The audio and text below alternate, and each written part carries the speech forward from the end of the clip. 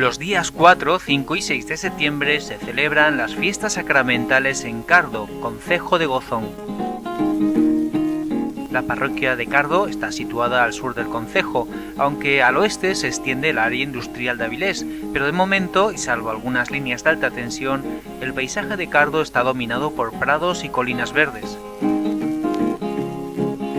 Es una típica parroquia ganadera de la comarca del Cabo Peñes, y en sus fiestas participan todos los vecinos.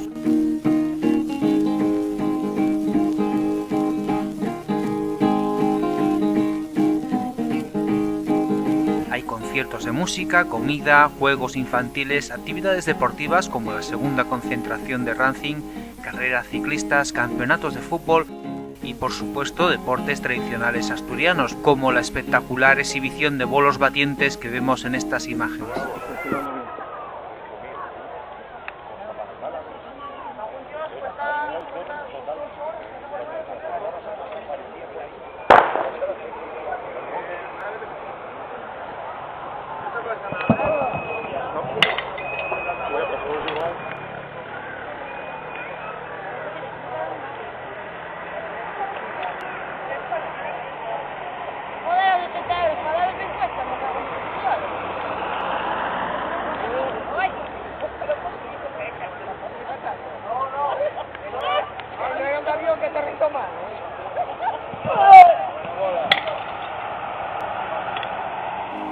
Was bye bye, pretty baby, baby bye bye.